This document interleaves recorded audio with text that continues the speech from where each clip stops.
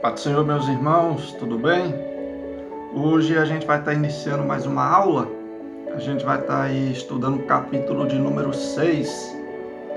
Os irmãos quiserem acompanhar comigo na leitura, estaremos seguindo o mesmo procedimento, o mesmo método, lendo o capítulo, parando e meditando um pouco no que a palavra do Senhor tem a nos ensinar. Capítulo de número 6 do livro de Romanos, diz assim a palavra do Senhor: Pois bem, devemos continuar pecando para que Deus mostre cada vez mais sua graça? Aqui Paulo faz uma pergunta aos cristãos em Roma. Pois bem, devemos continuar pecando para que Deus mostre cada vez mais a sua graça? Aí ele responde: é claro que não. Uma vez que morremos para o pecado, como podemos continuar vivendo neste? Ou seja, Paulo pergunta aos irmãos se é necessário pecar, se eu posso pecar mais para que a graça de Deus se multiplique, aumente sobre a minha vida, e Paulo responde que não. A graça do Senhor, ela vem sobre nós, é um presente de Deus, um presente que a gente não merece, mas nós cristãos já morremos para o pecado. O que é morrer para o pecado? Morrer para o pecado é não mais ser escravo do pecado, é não mais ceder às práticas pecaminosas. Vai vir o desejo, vai vir a vontade, vai vir a concupiscência, vai vir, o pecado, ele vai bater a nossa porta, como aconteceu com Caim. O pecado, ele vem e bate a porta querendo entrar.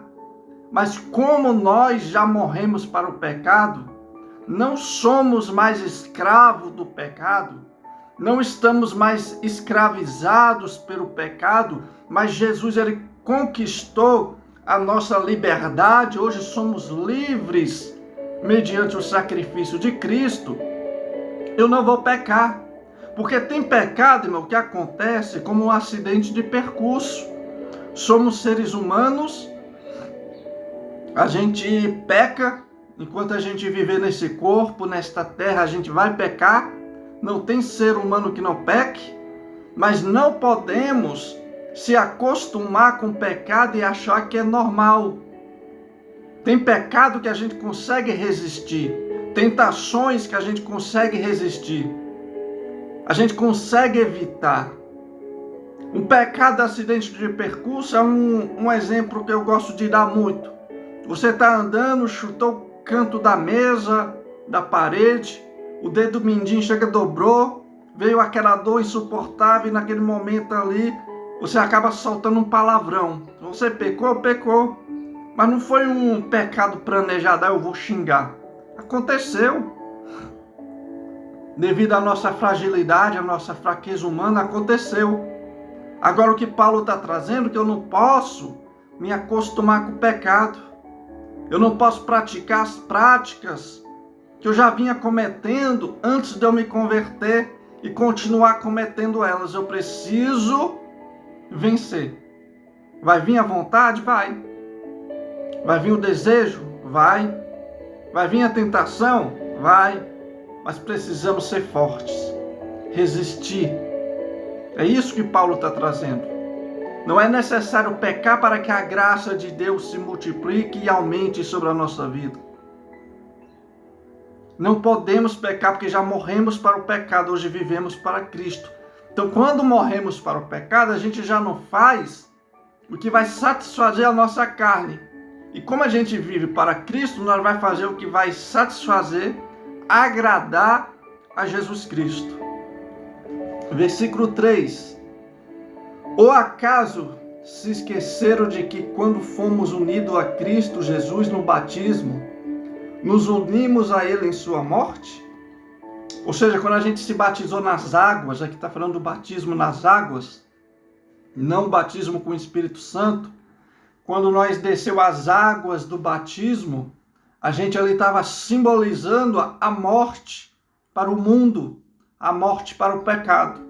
E quando a gente se levanta das águas, a gente está se levantando uma nova criatura, uma nova pessoa, um novo ser, que não viverá preso às práticas que cometia, às práticas pecaminosas, mas agora ele vai viver uma nova vida.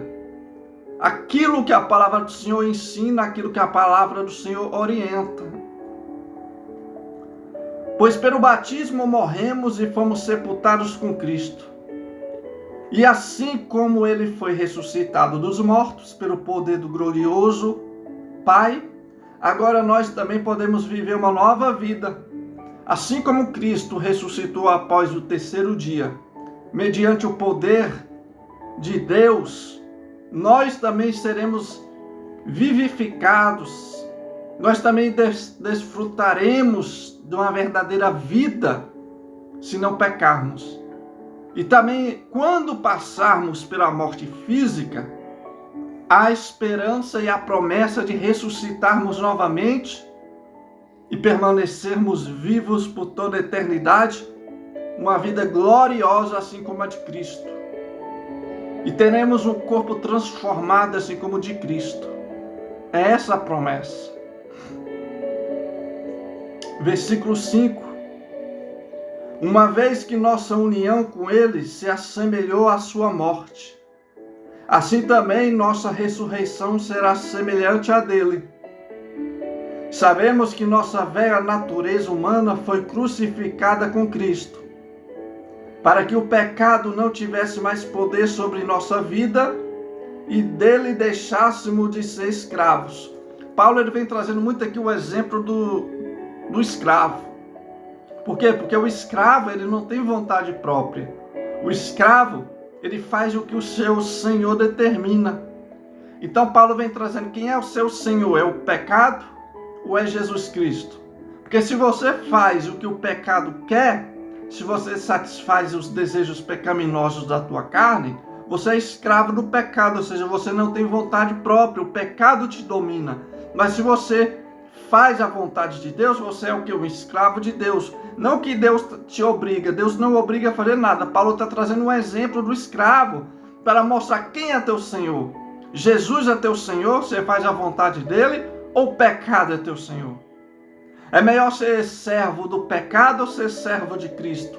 É isso que Paulo está trazendo. Mas Deus ele não nos obriga a nada. Ele respeita o nosso livre-arbítrio. Versículo 7. Pois quando morremos com Cristo, fomos libertos do poder do pecado. Quando nós aceitamos Jesus como Salvador, entregamos a nossa vida a Cristo, descemos as águas batismais, a gente ali morreu e ressuscitou para Cristo. E o pecado já não tem mais poder, ou seja, a gente deixou de ser escravo do pecado. O pecado já não nos domina. Temos força para resistir. Temos força hoje para lutar contra o pecado. Temos hoje o Espírito Santo que nos auxilia para resistir o pecado, para não ceder ao pecado. A gente fomos libertos do poder do pecado. O pecado já não nos domina mais. Por exemplo, uma pessoa que é viciada em bebida alcoólica, ela é dominada pelo pecado.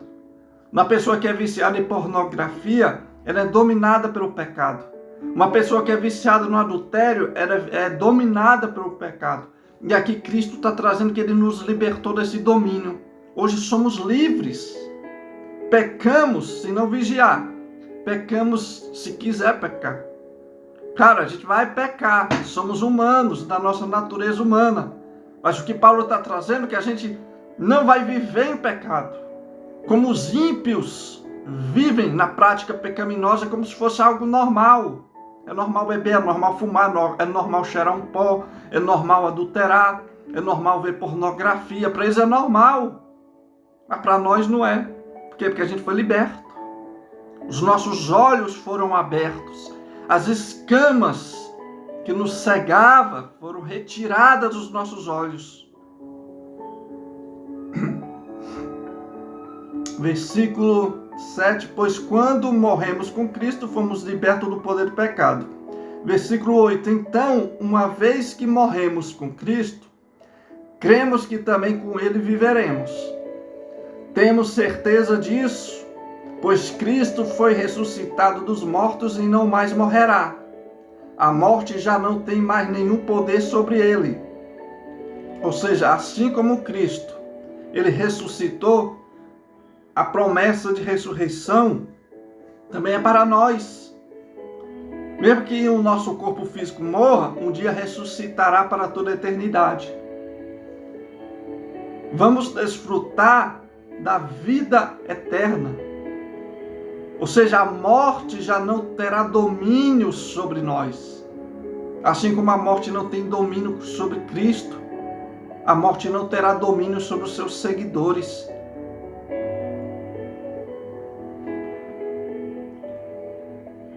Temos certeza disso, pois Cristo foi ressuscitado dos mortos e não mais morrerá. A morte já não tem nenhum poder sobre ele.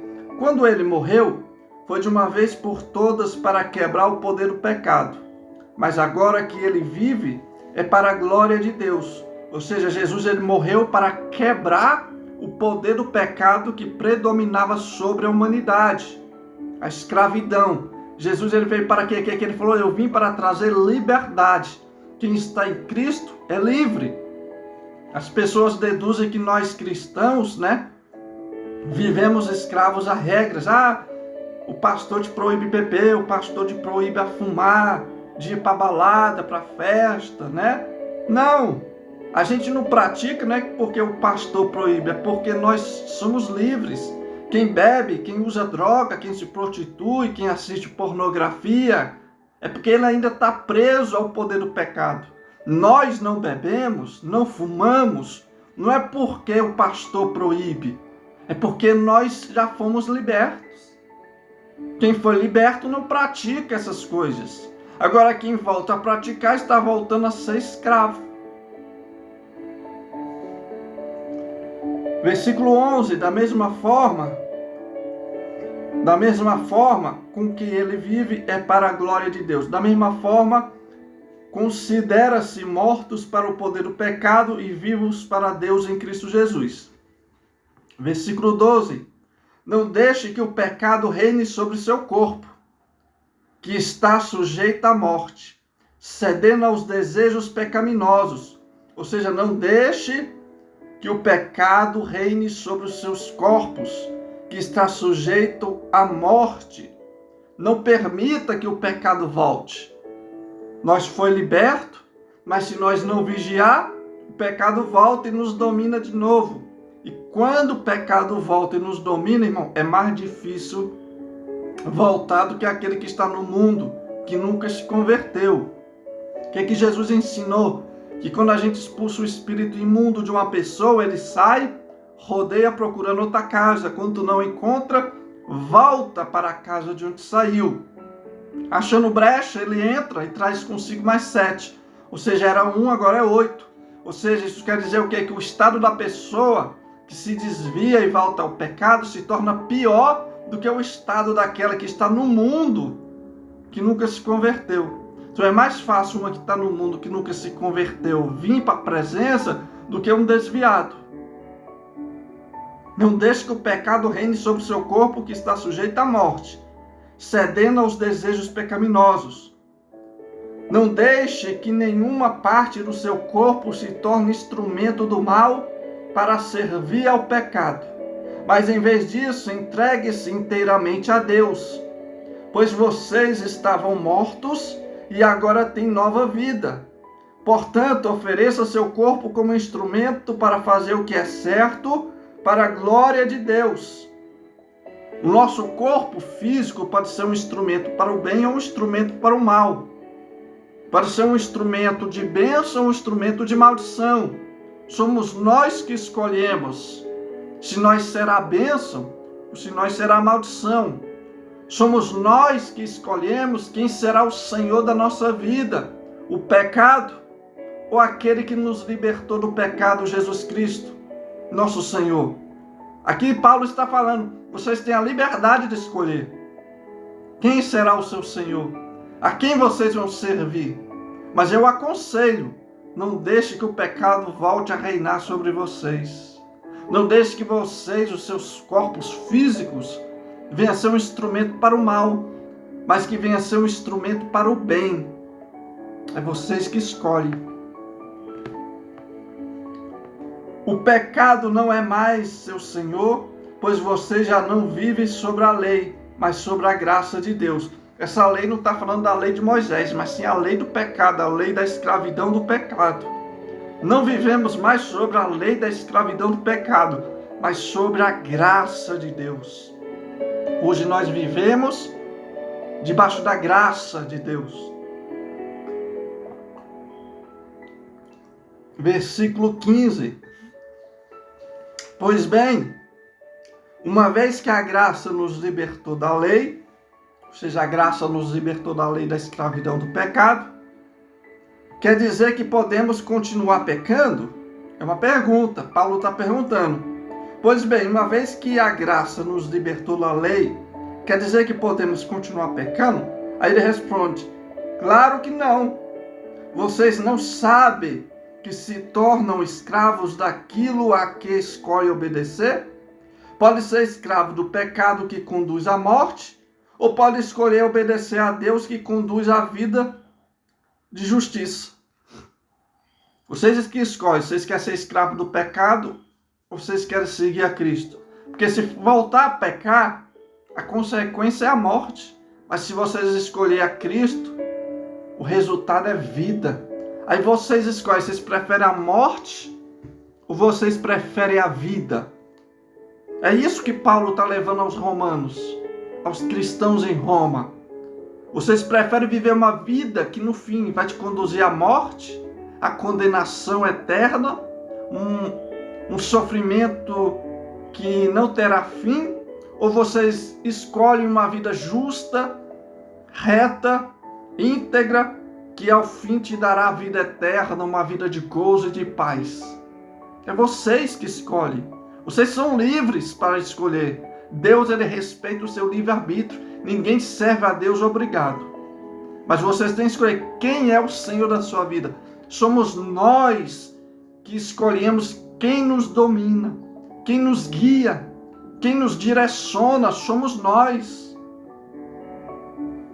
Versículo 17. Graças a Deus, porque antes vocês eram escravos do pecado, mas agora obedecem de todo o coração a esse ensino que lhes transmitimos. Estão livres da escravidão do pecado e se tornaram escravos da justiça. Uso o exemplo da escravidão para ajudá-los a entender isso tudo, pois sua natureza humana é fraca. No passado, vocês se deixaram escravizar pela impureza, pela maldade, o que os fez afundar ainda mais no pecado. Agora devem se entregar como escravo à vida de justiça, para que se tornem santos. Quando eram escravos do pecado, estavam livres da obrigação de fazer o que é certo. Ou seja, a pessoa quando está na prática do pecado, ela não tem obrigação de fazer o que é certo, ela está presa ao pecado. Estavam livres da obrigação do que é certo. Versículo 21. E qual foi o resultado? Hoje vocês se envergonham das coisas que costumavam fazer, coisas que acabam em morte. Ou seja, a pessoa que está no pecado, ela não é obrigada a fazer o que é certo. Mas quem abandonou o pecado e se tornou um cristão, ele é obrigado a fazer o que é correto. Ou você faz o que é correto, ou você volta às práticas pecaminosas. Versículo 22. Agora, porém, estão livres do poder do pecado e se tornaram escravos de Deus. Faz aquilo que conduz à santidade e resulta a vida eterna. Você vê, fazer a vontade de Deus vai te libertar do pecado. Você vai viver uma vida de justiça, de retidão. E no fim, a recompensa é uma vida eterna. Uma vida de paz. Uma vida de alegria, de gozo. Mas a consequência de quem volta ao pecado a consequência de quem falta às suas práticas pecaminosas, a consequência de uma má escolha, o resultado é a morte. Você tem medo da morte? Pois o resultado de uma vida pecaminosa é a morte. O resultado de uma má escolha, o resultado de uma vida distante de Deus, fora dos princípios e dos estatutos de Deus, fora das regras estabelecidas por Deus, é morte. Só que assim, quem está com Cristo pode morrer fisicamente, mas a sua alma será levada para um lugar de descanso, até ressuscitar novamente, que é uma promessa, ressuscitará como Cristo ressuscitou. Mas aqueles que morrem no pecado, além de morrer, o corpo físico, a alma é lançada num lugar de sofrimento e dor, e ainda um dia ressuscitará, mas para ser lançado no lago de fogo e enxofre, que é pior do que o lugar onde estão hoje. Então a melhor escolha é obedecer a Cristo, estar debaixo da graça, e a graça estará sobre nós, sendo derramada como uma chuva, quando nós resistir e vencer as tentações e não ceder ao pecado. Cristo, Ele nos fortalece. O Espírito Santo, Ele nos fortalece. Basta nós dar lugar ao Senhor. Versículo 23, que é muito conhecido. Romanos 6, 23. Pois o salário do pecado é a morte, mas a dádiva de Deus é a vida eterna em Cristo Jesus, nosso Senhor. Qual é o salário do pecado? A recompensa, a morte. A morte física, a morte espiritual e a morte eterna. A condenação eterna do sofrimento e dor. Mas qual é a dádiva, a recompensa de estar na presença do Senhor? Vida eterna. Deixo para você esta aula. Que Deus te abençoe. E até a próxima aula. E obrigado pela sua participação.